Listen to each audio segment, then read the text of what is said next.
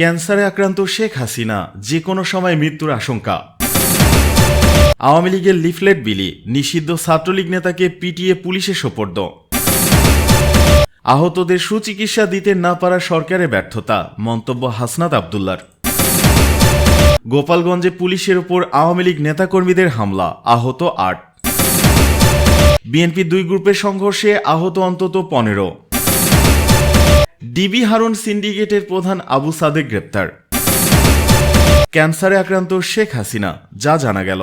প্রাণঘাতী ক্যান্সারে আক্রান্ত ক্ষমতাচ্যুত প্রধানমন্ত্রী শেখ হাসিনা। এই অবস্থায় তার কোনো রাজনৈতিক আশা আকাঙ্ক্ষা নেই। যতদিন বেঁচে থাকবেন রাজনীতি ছেড়ে পরকালের পাথেয় জোগাড় করতে চান তিনি। শেখ হাসিনার স্বাক্ষর করা এমন একটি বিবৃতি সামাজিক যোগাযোগ মাধ্যমে ঘুরছে। এবার সেই বিবৃতির সত্যতা যাচাই করেছে fact checking platform rumour scanner. গত ২৮ জানুয়ারি নিজেদের অফিসিয়াল ফেসবুক পেজ থেকে ফেব্রুয়ারি মাসে অন্তর্বর্তী সরকারের বিরুদ্ধে রাজনৈতিক কর্মসূচি ঘোষণা করেছে আওয়ামী লীগ। ঘোষিত কর্মসূচি অনুযায়ী ১ ফেব্রুয়ারি থেকে ৫ ফেব্রুয়ারি লিফলেট বা প্রচারপত্র বিলি, ৬ ফেব্রুয়ারি প্রতিবাদ মিছিল ও সমাবেশ, ১০ ফেব্রুয়ারি বিক্ষোভ মিছিল সমাবেশ, ১৬ ফেব্রুয়ারি অবরোধ কর্মসূচি, ১৮ ফেব্রুয়ারি দেশব্যাপী সকাল সন্ধ্যা সর্বাত্মক কঠোর হরতাল। এছাড়া বিজ্ঞপ্তিতে শেখ হাসিনাকে প্রধানমন্ত্রী হিসেবে উল্লেখ করেছে। তবে বিজ্ঞপ্তিটি দলটির সংশ্লিষ্ট কোনো নেতা কর্মীর পক্ষ থেকে তা উল্লেখ ছিল না। এরই প্রেক্ষিতে সম্প্রতি শেখ হাসিনার বিবৃতি দাবিতে ফেব্রুয়ারিতে হরতাল ও আন্দোলনের গুজব বিষয়ক জরুরি বিজ্ঞপ্তি শীর্ষক শিরোনামে একটি বিবৃতি ছবি সামাজিক মাধ্যমে প্রচার হতে দেখাচ্ছে রিউমার স্ক্যানার।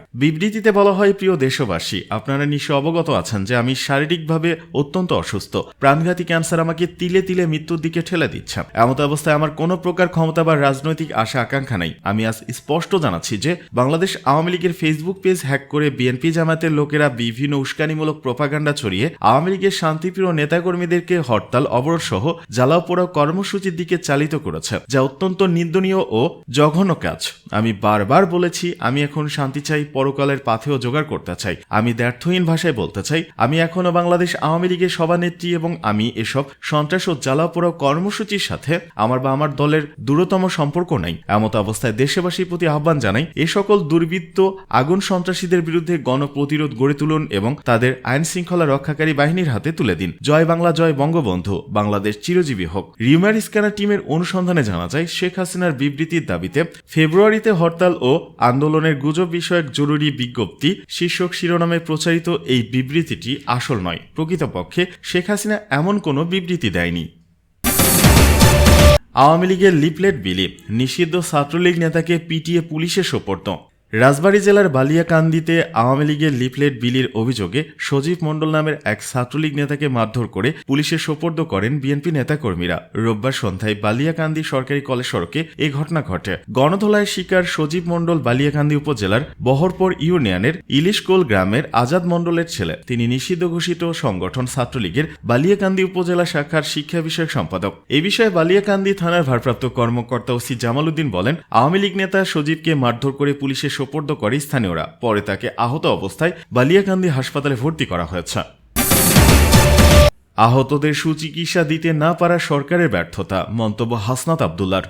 বৈষম্য বিরোধী ছাত্র আন্দোলনের আহ্বায়ক হাসনাত আব্দুল্লাহ বলেছেন, বৈষম্য বিরোধী ছাত্র আন্দোলনে আহতদের সুচিকিৎসা দিতে পারে নাই, এটা সরকারের ব্যর্থতা। এজন্য সরকারের আমলাতান্ত্রিক পদ্ধতি দায়ী, সচিবরা দায়ী, আমলারা দায়ী। যারা আহত হয়েছেন তাদের আমরা সুচিকিৎসা দিতে পারি নাই, এজন্য আমি নিজে ব্যথিত। রোববার দিবাগত রাত ১২টার দিকে পুলিশের ব্যারিকেড ভেঙে যমুনার সামনে অবস্থান নেন জুলাই আগস্টের বৈষম্য বিরোধী আন্দোলনের আহতরা। পরে সেখানে উপস্থিত হয়ে আহতদের উদ্দেশ্যে সব কথা বলেন তিনি। হাসনাত আব্দুল্লাহ বলেন, আহতদের পুনর্বাসন করার বিষয় একটি লম্বা প্রক্রিয়া। নানা জায়গায় তাদের কাগজ চেক করতে করতে একটা জটিলতা তৈরি হয়েছে।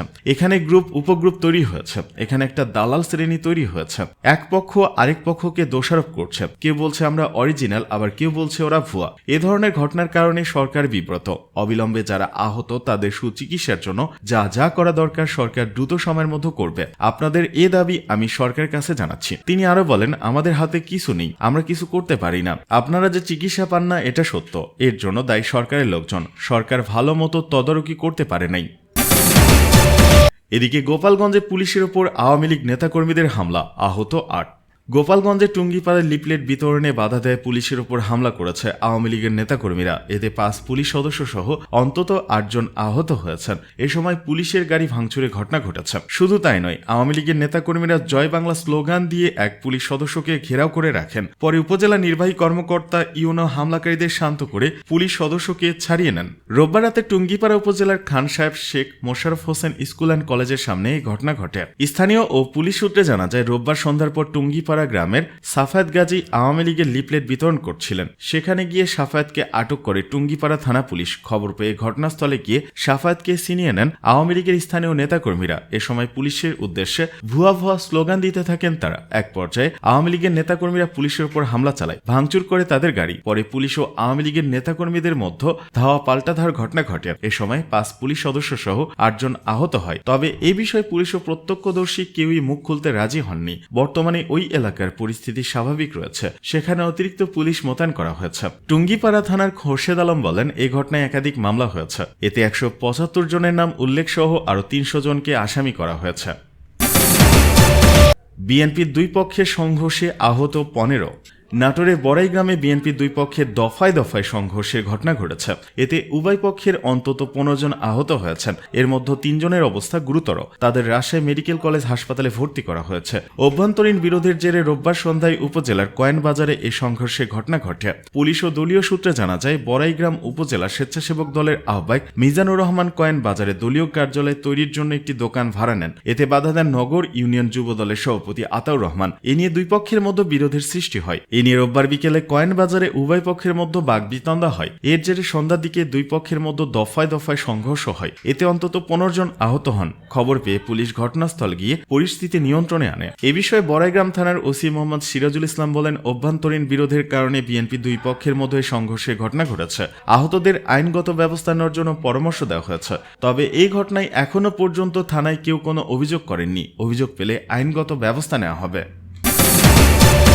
এদিকে ডিবি হারুন সিন্ডিকেটের প্রধান আবু সাদেক গ্রেপ্তার।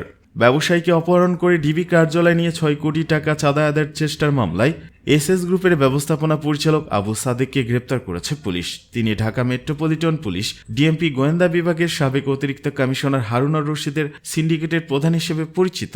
রবিবার দিবাগত রাতে রাজধানীর মোহাম্মদপুরের নিজ বাসা থেকে তাকে গ্রেপ্তার করা হয়। মামলার তদন্ত কর্মকর্তা ও রমনা থানার এসআই আব্দুল কাদের গণমাধ্যমকে তথ্য নিশ্চিত করেন। এর আগে গত 21 জানুয়ারি আদালতের নির্দেশনায় 23 জানুয়ারি রমনা থানার মামলায় দায়ের করেন জুলফিকার আলী নামের ভুক্তভোগী ব্যবসায়ী। মামলার এজারে বলা হয়েছে, আসামিরা পরস্পর যোগসাজে 2023 সালে 13 ফেব্রুয়ারি ব্যবসায়ী জুলফিকারকে অপহরণ করে ডিবি কার্যালয়ে নিয়ে যান এবং সেখানে তাকে নির্যাতন করে 6 কোটি টাকা দাবি করেন। টাকা দেওয়ার জন্য 1 সপ্তাহ সময় দেওয়া হয়। পরবর্তীতে আরও 2 বার ডিবি কার্যালয় এবং ধানমন্ডির 1 নম্বর রোডে অবস্থিত ড্রিমস বিউটি পার্লার ও ফিটনেস ক্লাবে নিয়ে নির্যাতন করা হয়। ওই বিউটি পার্লারটি মূলত আবু সাদেকের সিন্ডিকেটের সদস্যদের আড্ডার স্থান। সেখানে বসে ঢাকা জেলা আওয়ামী লীগের সাধারণ সম্পাদক মনিরুজ্জামান তরুণ সহ অন্য আসামিরা বিভিন্ন অপহরণ ও চাঁদাবাজির পরিকল্পনা করতেন।